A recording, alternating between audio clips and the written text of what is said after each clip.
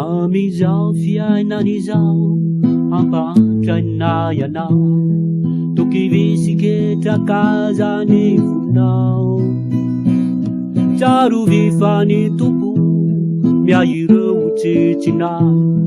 avelao eo amin'ireo entana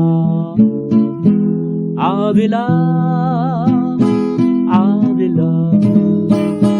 eo antongotry Jesosy ny entanao mino matoky anao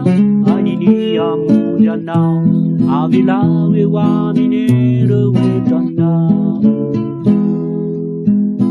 raha reraka ianao no ny aretinao mitomany sy mijaly fatratra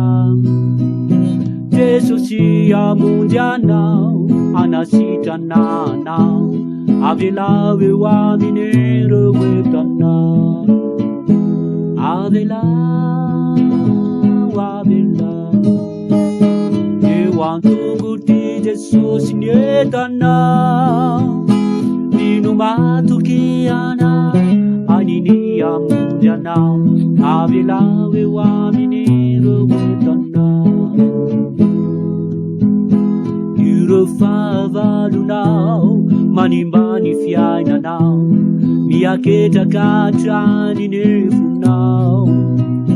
tsaro vifa Jesosy de mamaly vavaka avelao eo amin'ireo entanao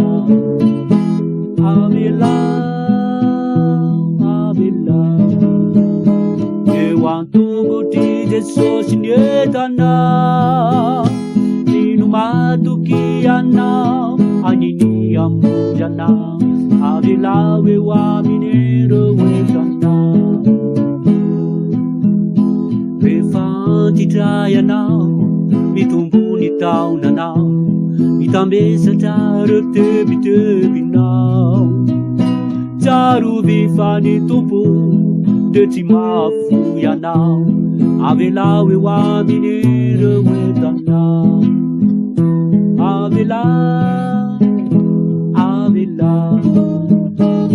eo antongotry Jesosy ny entanao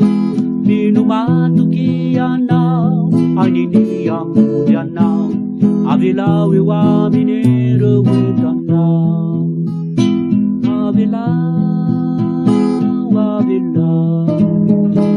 eo antongotry Jesosy ny entanao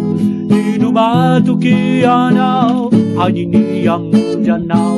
avelao eo amin'ireo